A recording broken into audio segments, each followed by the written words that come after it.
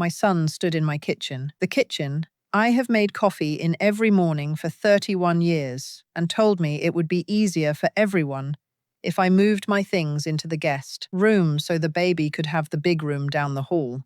The master. My room. He said it gently, the way you'd suggest a senior citizen hand over the car keys, and his wife Sloane nodded along behind him, with her palm resting on the curve of her belly, like she was already measuring the walls for a crib. I didn't argue. I didn't cry. I said, "Of course, sweetheart, whatever's easiest," and I poured him a second cup, and I went to bed early. What none of them knew, sitting there so sure about whose room was whose, was that the house they were rearranging me out of had only ever had one name on the deed. And that wasn't even the worst thing the two of them were hiding that night. By the time Mark came down for breakfast the next morning, rubbing his eyes, asking what smelled like cinnamon, there was already a sign company on its way, and an agent I'd known for 20 years, pulling comps in her car in my driveway. Here's how a woman. They tried to file away in the small room, listed the whole house before the eggs were cold, and what fell out of my son's marriage, when the family finally read the one document none of them had ever bothered to look at. Stay with me to the end. Drop a comment, and be sure to subscribe. My name is Eleanor Hartley. Most people call me Nell. I'm 67, and for 38 years I sold houses in this county. I know what a home is worth the way some people know the weather in my bones. Before I check, I've sat across closing tables from nervous young couples and from sharp-elbowed investors, and both taught me the same thing. A house does not care who feels entitled to it.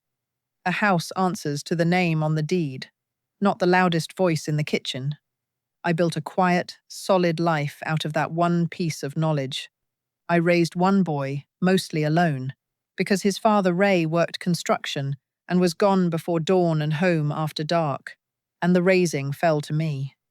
I made the down payment on this very house out of my own commissions in 1994, back when a woman in a blazer carrying a lockbox key was still a novelty. People felt free to underestimate. I've been underestimated my whole life, and I stopped minding a long time ago. Being underestimated is its own kind of cover. People say things in front of a woman they've decided is harmless, that they'd never say in front of someone they thought was watching. My daughter-in-law said a great many things in front of me. So did my son. I was listening to every word. Let me tell you about Ray, because everything starts and ends with Ray. My husband died 14 months before the morning of the guest room, 41 years of marriage, and then a cough that wouldn't quit, and then a scan, and then 4 months that went faster than 4 months has any right to go. Ray was not a man of speeches. He was a man of hands. He built the deck out back, board by board, and hung every door in this house so true you could close them with a breath. People who came to my open houses over the years would run their palms down Ray's banister and go quiet. That banister is the closest thing to a love letter my husband ever wrote me. And here is the thing about this house that my son never understood, because we never made a point of explaining it. When Ray and I bought it, his credit was a wreck. Construction is feast and famine, and he'd carried debt from a partner who ran off, owing everyone in town. The bank wouldn't touch a loan with his name near it. But I had a license, a steady draw, and a stack of commission checks. So the mortgage went in my name. The title went in my name. Ray signed a quitclaim the lawyer recommended, smiling, not minding one bit, because Ray never once confused who held the paper with who held the marriage. "Keep it in your name, Nell," he told me at that signing. And he said it again the last clear week of his life, holding my hand in a hospital bed. "Keep the house in your name. It's the one thing nobody will ever be able to talk you out of." I didn't understand at the time why a dying man would spend one of his last good sentences on a deed. I understand now. Ray could see further down the road than I could. He'd watched our son grow into a man who loved easy more than he loved right. He'd watched the woman that man married. And I think Ray knew exactly what was coming for me, long before I let myself know it. Keep the house in your name, Nell. It's the one thing nobody will ever be able to talk you out of, because Mark grew up calling this the house Dad built. In his heart, I think he'd already inherited it. He'd walked these rooms his whole life, believing they would be his someday. The way you believe the sun comes up. It never once occurred to him to check whose name was actually on the deed. Why would it? Checking would have meant admitting he wasn't certain, and my son has never in his life gone, looking for a fact that might disturb a comfortable assumption. I need to be fair to Mark, because the part of this that still aches isn't Sloane, it's him. Mark is not a cruel man. He's a weak one, and those are different things, though they can do the same damage. He's gentle and funny, and he cried harder than anyone at his father's funeral. He has also spent his whole life choosing the path with the least friction. And somewhere along the way, he married a woman who took that softness and turned it into a steering wheel. Sloane. I don't want to make her a cartoon, because the truth is sadder than a cartoon. Sloane grew up with not very much and decided, the way some people do, that the cure was to look like she'd always had plenty. She curates. The apartment they had before they moved in with me was a magazine spread. No one was allowed to actually live in.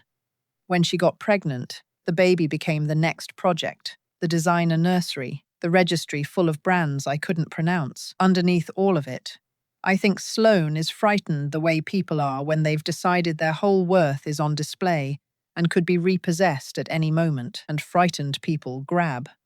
They look around a room for the thing that would make them feel safe, and they reach for it, and they tell themselves a story about why they deserve it.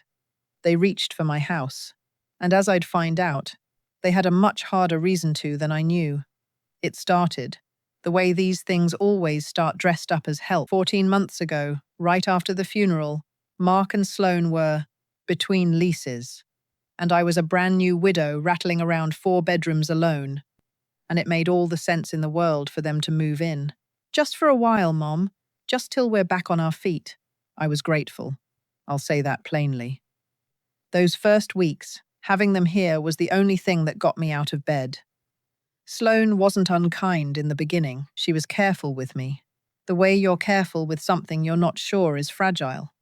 Then the baby arrived on a test strip, and everything shifted. It shifts so slowly, you don't see it happening.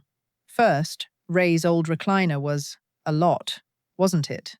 And wouldn't a smaller chair open up the space?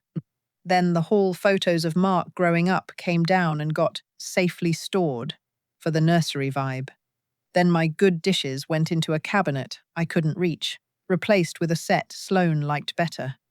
My kitchen, where I'd made 31 years of breakfasts, slowly stopped being a place I recognized. I'd reach for the coffee, and it had moved. I'd go to sit in my spot, and there'd be a folded muslin blanket on it. I told myself it was nesting. I told myself a pregnant woman gets to feather her nest. I told myself the thing every decent parent tells themselves.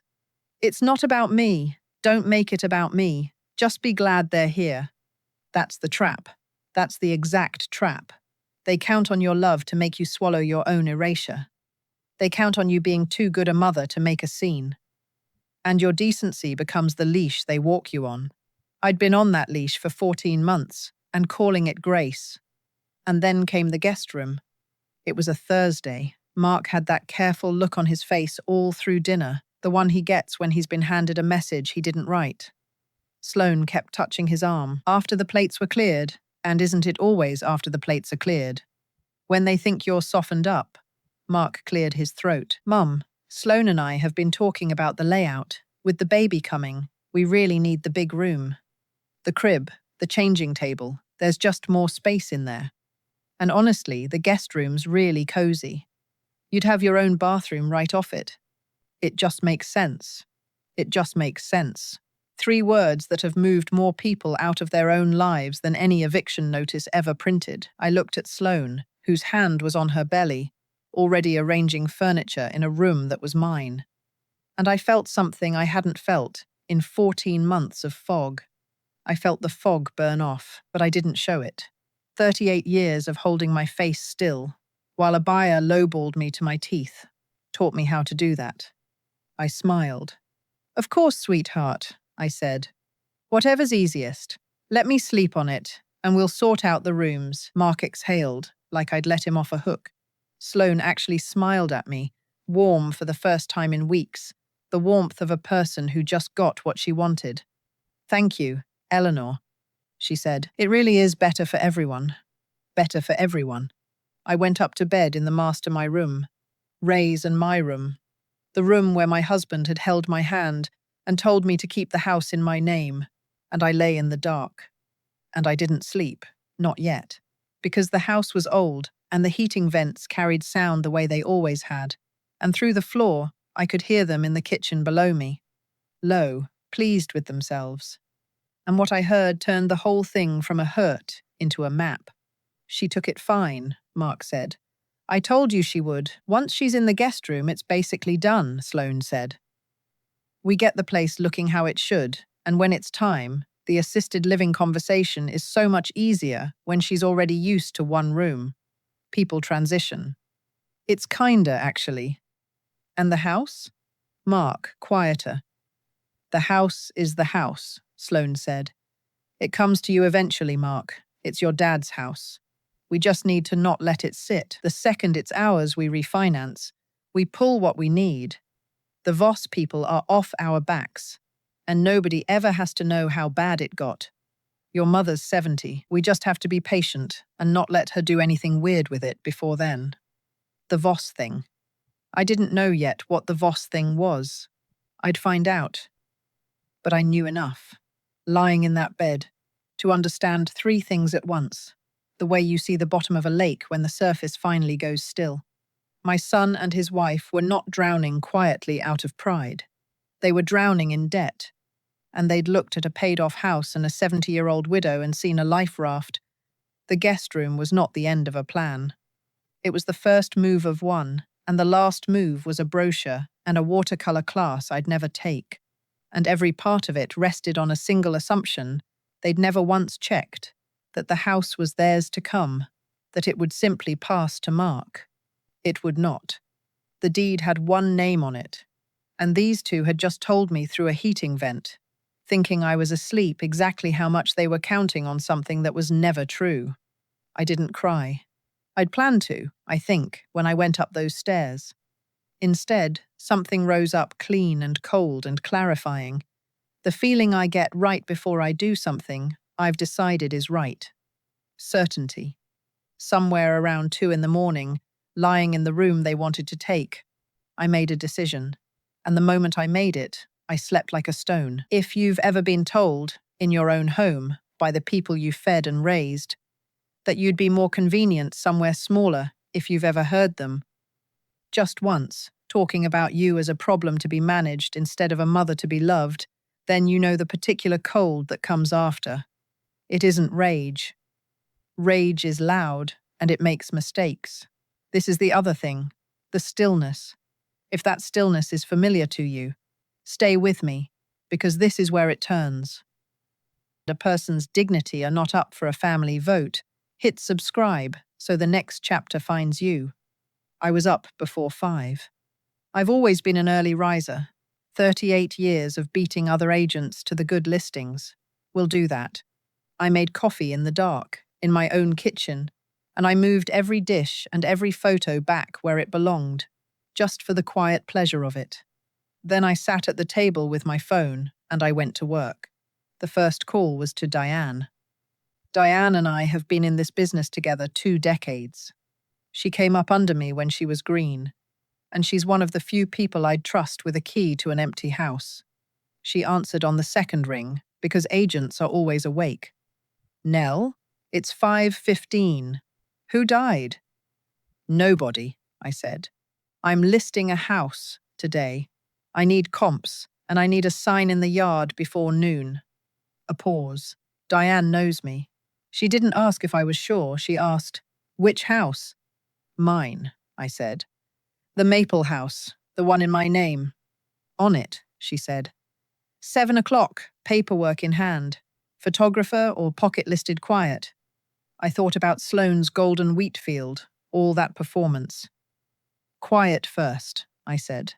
I already know who'd want it. And I did.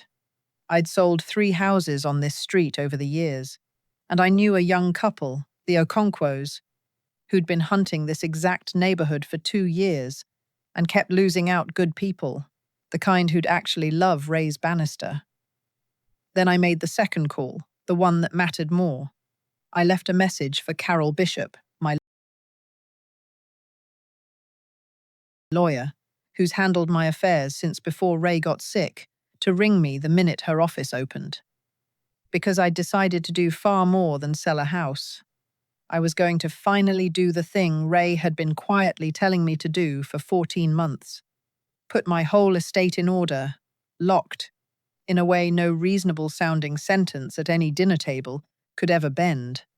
And then I made breakfast, because I am still their mother and I make breakfast. Mark came down at 7:40, drawn by the cinnamon, and the first thing he saw through the window was Diane walking the perimeter with her phone out, photographing the eaves.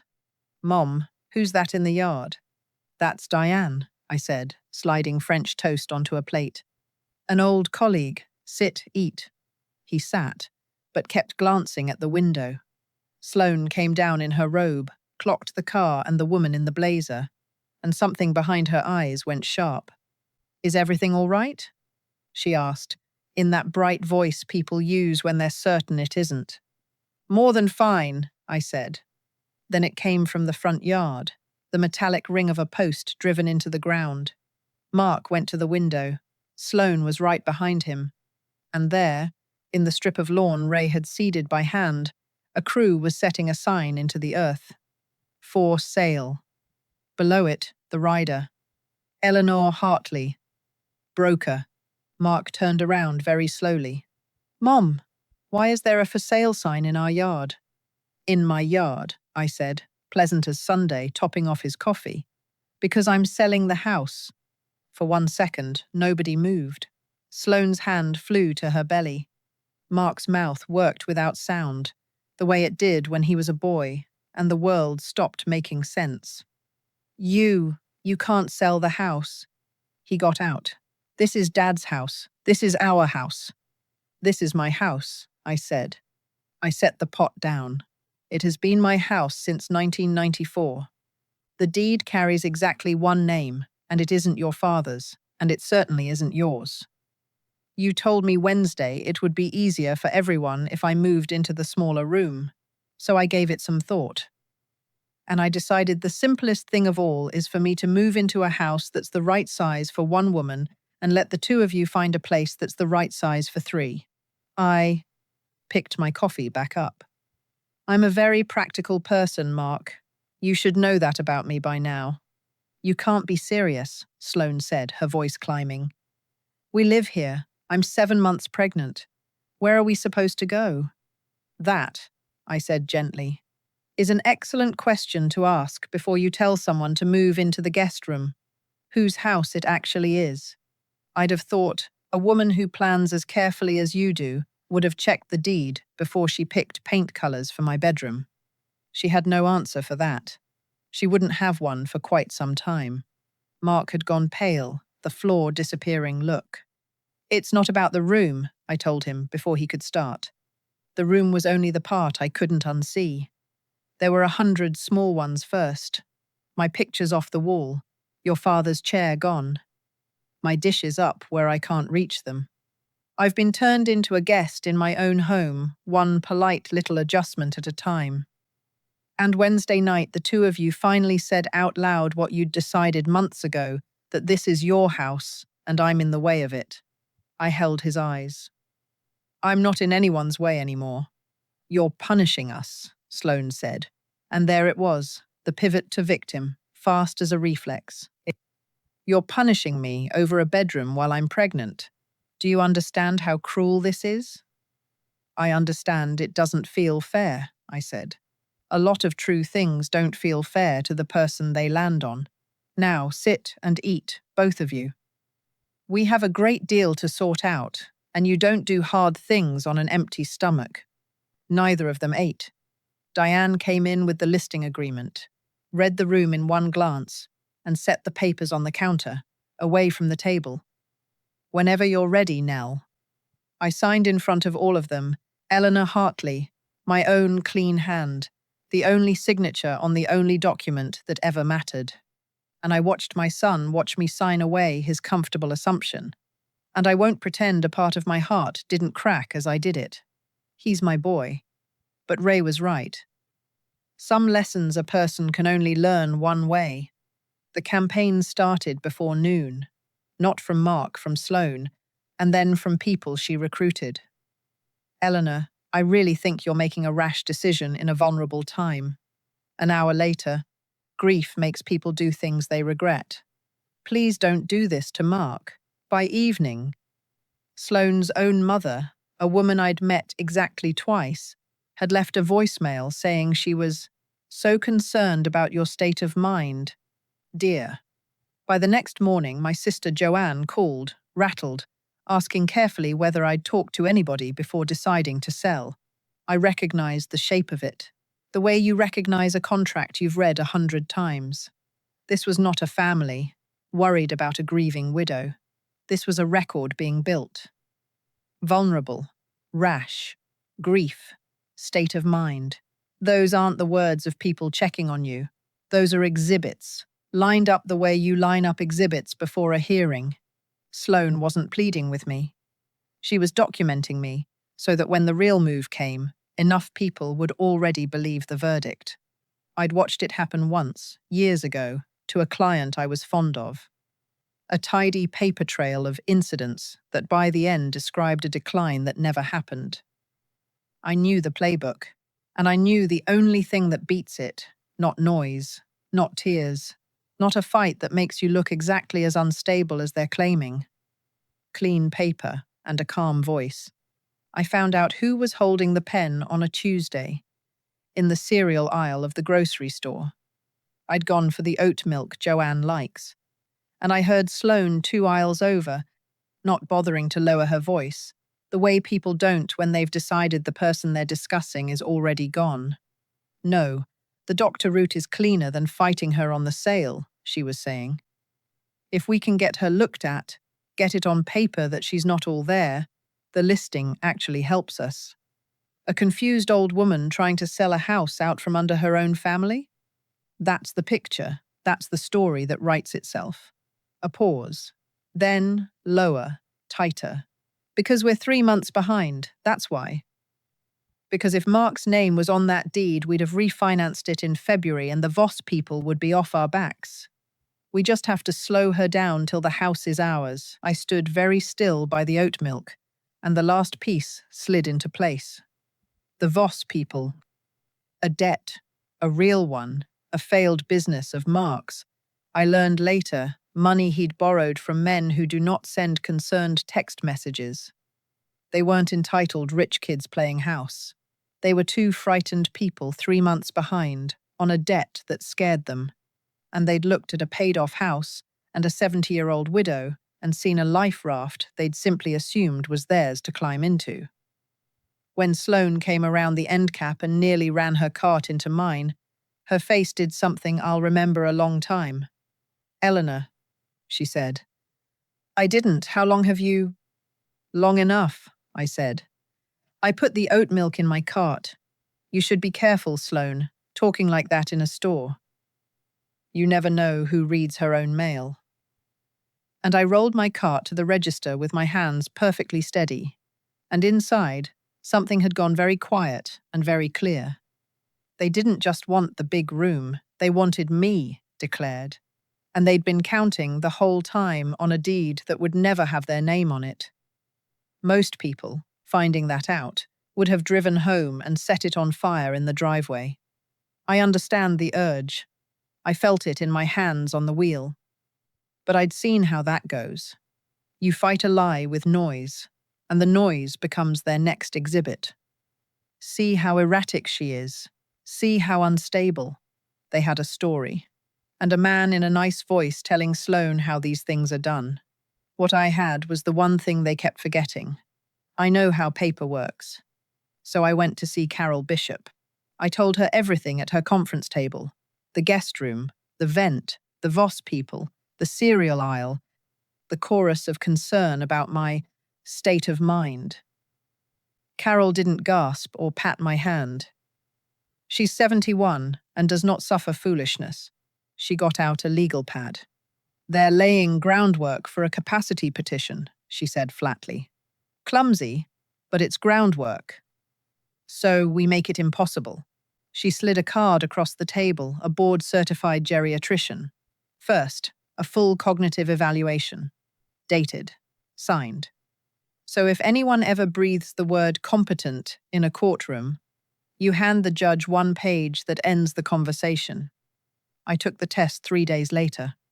2 hours of it memory, judgment, clock drawings, numbers backward, the kind of test that has no mercy and no favorites. The report came back exactly as I knew it would. Cognition intact across all domains, no impairment, sealed and dated. Then Carol and I locked the rest down a revocable trust, a durable power of attorney, a healthcare directive. Every asset I owned moved behind a wall the law won't let anyone climb. And the people I named to stand in for me, if I ever truly couldn't, were not Mark and not Sloane. They were my sister Joanne, who'd heard the whole story and turned, furious, onto my side, and Carol herself. Then I did the part that mattered most, the part that wasn't about protecting myself at all. Because there was an innocent in all of this.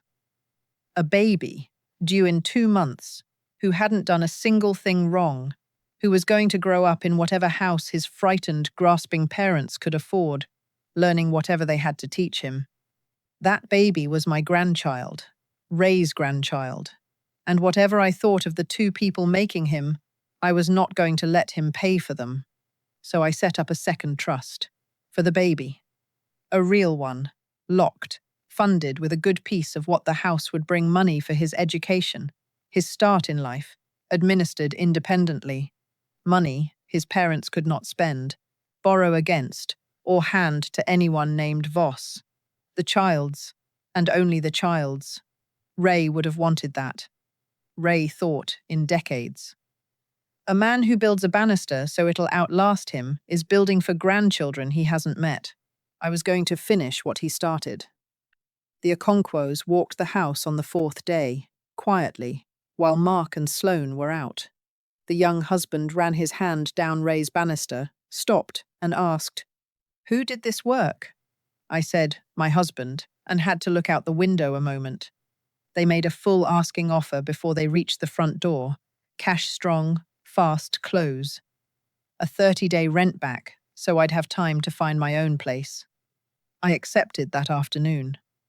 By the time my son got home, the house he'd spent his whole life assuming was his, was in every way that mattered, already sold. I gathered the family for a Sunday dinner before the closing. I'll tell you why. Because it's the whole heart of the thing. I could have let the lawyers handle it and let Mark and Sloane learn it from a notice in the mail. But I didn't want it to land as a cold transaction. I wanted my son to see it, all of it, laid out one item at a time, in the light so he could never later tell himself a comfortable story about what happened. Some lessons have to be witnessed to take. They came on a Sunday into a house that smelled like the pot roast I'd made, because some weapons are kindness. Mark, grey and quiet. Sloane, polished again, wary, her belly leading her into the room. Joanne, who'd come early to stand at my shoulder.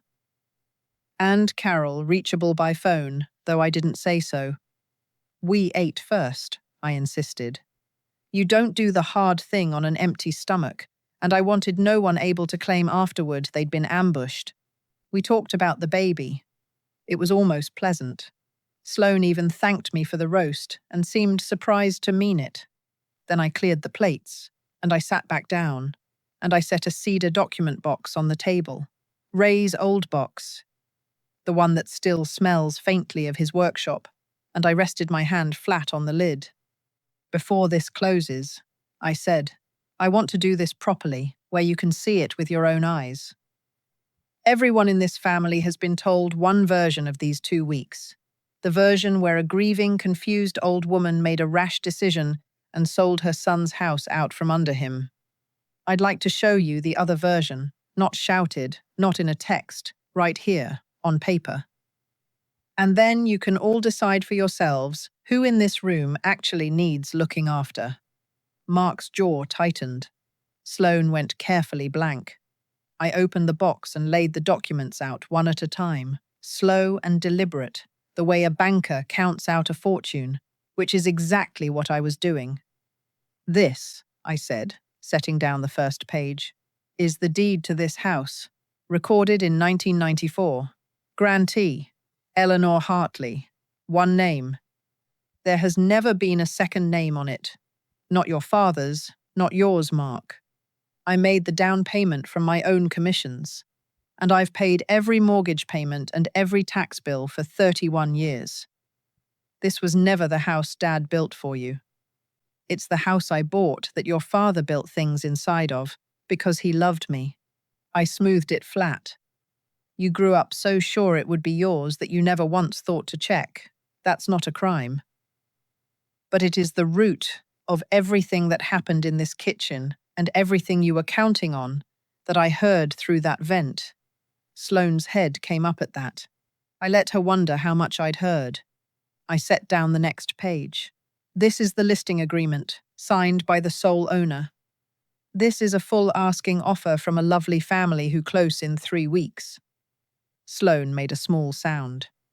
And this, I laid down the sealed report like something delicate, is a complete cognitive evaluation, dated last week, signed by a board-certified physician. Cognition intact, no impairment. I bring it tonight because certain people have been very busy on the phones, telling our relatives, I'm losing my mind. I looked at Sloane, not unkindly. I'm in my right mind, dear. That has been the whole problem all along. The silence had a texture to it now. Then the last documents. This is a trust and a power of attorney, signed 2 weeks ago. Every dollar I own now lives behind it. And this, I touched the final folder gently, is a separate trust for the baby. A good piece of what this house brings is going into it, locked, for his schooling and his start. His parents cannot spend it, borrow against it, or settle anyone's debts with it. It's his, the way his grandfather wanted. I looked at my son. Your father saved for people who didn't exist yet, Mark. I'm finishing the job. No cent of it will ever reach the Voss people, in case that was the next thing anyone hoped to ask me for. Mark went white. He hadn't known I knew the name. Now he knew I knew everything. And Sloane did what Sloane does. She reached instantly for the version where she was the wronged party. You can't put this on us, she said, voice rising. How were we supposed to know the deed was only in your name? Who keeps a thing like that secret?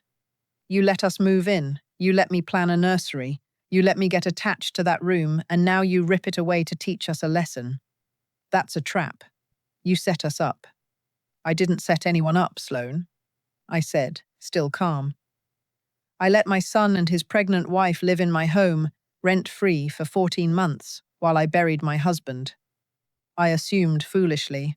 I'll grant you that 2 adults living in a house they didn't pay for might think to be grateful, or might at least ask whose room they were taking before they handed me the keys to the small one. That assumption was my only mistake. The taking was entirely yours. So was the debt. So was the plan to manage me out 1 room at a time. None of that is mine to carry. It was just a bedroom, she said. I know, I said. That's rather the whole problem. You looked at a woman who'd just buried her husband and saw a logistics issue and a refinance. You only ever saw the house. You never once saw the woman who owned it. Sloane's mother started to speak. She'd come, of course. Missing it would have looked worse than attending, and I turned to her just once. You taught her how to look at people, I said quietly. I'd sit this one out. She sat it out. And then my son finally spoke. When his voice came, it cracked the way it had when he was small. I let her do it, he said. Mom, you're right. I let all of it happen. The chair, the pictures. I sat at that kitchen table and planned out loud how to get you used to 1 room. And I knew it was wrong, and I did it anyway, because I was scared about the money, and it was easier than the truth. He pressed the heels of his hands into his eyes. I did to you exactly what I've done my whole life. I chose easy. And I was going to let it cost you your home to cover a debt I was too much of a coward to tell you about. I'm sorry, Mom. I'm so sorry. I let him cry. Sometimes that's the whole job of being a mother. You let them cry, and you don't rush it, and you don't fix it too fast. When he could speak again, he asked, "How are you so calm?" "Because the house was always mine, Mark," I said. "Because nothing precious was actually lost here today, except some illusions, and those needed losing. And because being calm is the only weapon I've ever found that the people who try to move you out of your own life cannot argue with." Then I told them what came next, because mercy and consequence can sit at the same table, and I'd raised my son well enough, once, to know the difference. "Here's how it goes," I said. "I'm selling. I'll buy something small and right-sized in my name, and I'll be very comfortable in it. The baby's trust is funded and locked. Your son will have what his grandfather meant for him, and the two of you will never spend it on yourselves, which is precisely the point. The Voss debt is yours. I won't pay it, because the surest way to keep a person drowning is to keep pulling them out of water they jumped into on purpose. What I'll do is this. You have 7 weeks before I move enough to find a place of your own and stand up in it. I'll cover the deposit on a rental, first and last month. A real start. I'll help you carry every box. What I won't do is hand you a house or catch you one more time. Catching you is exactly how we all ended up in this kitchen." Sloane opened her mouth to argue about the deposit, I think, which tells you she still hadn't understood a word. And Mark, my quiet son, finally did the thing he'd never once done in their marriage. He put his hand over hers and said, "Sloane, don't. Not one more word." And she, for the first time since I'd known her, closed her mouth and kept it closed. It had taken selling a house out from under him to grow my son a spine. But there it was. Better late. Here's how it shook out in the months after, because I know you want the ledger and not just the feeling. And I've always believed in a clean ledger. The house closed on time. The Okonkwo's moved in with their 2 little ones, and the day after, the young father texted me a photo, his oldest, sliding down Ray's banister, mid-laugh. I sat in the parking lot of my new place and cried over it for 10 minutes. The good kind. Ray's banister has a child on it again. That's worth more than the sale price. I bought a small 2-bedroom across town, all on 1 floor, with a garden out back and a porch that catches the morning sun. It's in my name. It will only ever be in my name. The first thing I did was hang Mark's growing up pictures back on the wall and set a chair where Ray's recliner would have gone. Some mornings I take my coffee on that porch and tell Ray about my day, the way I do. It's the right size for one woman who knows exactly whose home it is. Keep the house in your name, Nell. I did, my love. To the very end, I did. The baby's trust is locked and growing, doing quietly for my grandson exactly what Ray intended. The boy came on a cold Tuesday, furious about it, with his grandfather's exact frown. The first time they laid him in my arms, I had to sit down. "There you are," I whispered. "We've been saving up for you a long time, little man." The Voss debt forced the reckoning. I wouldn't pay to spare them. With no house to refinance and no inheritance to borrow against, Mark and Sloane faced the number, the ordinary way, a payment plan, a second job for Mark. A great deal of swallowed pride. Hard, but theirs. People don't learn to swim while someone keeps lifting them out of the pool. Sloane and I will never be close, and I've made my peace with that. But the chorus of concerned texts evaporated the moment. There was a clean cognitive report and a locked trust to run into. You don't bring a capacity case against a woman holding a doctor's letter and a deed. For a good while, she stayed exactly who she'd been at that table. She told the cousins I'd robbed my own grandson of his home. She didn't speak to me at the hospital when the baby came, just handed him to Mark and looked through me like glass. She never fully apologized. She isn't built for it, and I stopped waiting for the words. But people are slow, not fixed. A few months ago, she asked me, in a small voice, to help her hang the pictures in their rental, the way you do, so they're level. I said yes. We hung a whole hallway of them, and she didn't say one word about aesthetics. It's a start. Mark is the one who changed the most. Grief and shame and fear did to him in one fortnight what 40 years of comfort never. Could they grew him a backbone?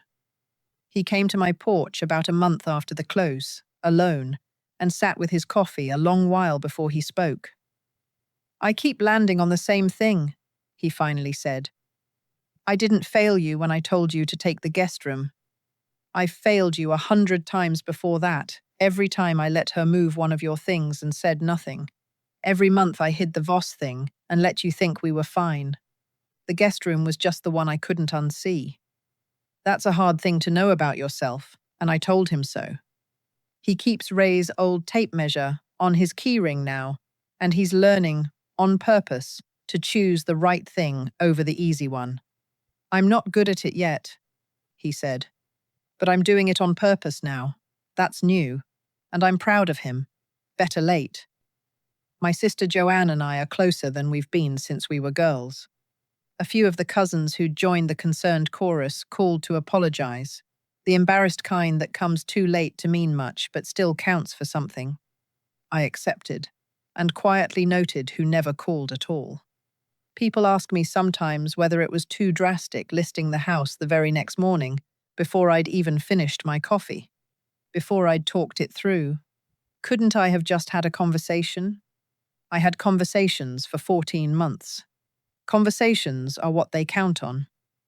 They'll let you talk forever, as long as you keep getting smaller, as long as you keep agreeing to move to the next room down. Talking is how they walk you all the way to the guest room. One reason starting another conversation was the morning I stopped getting smaller.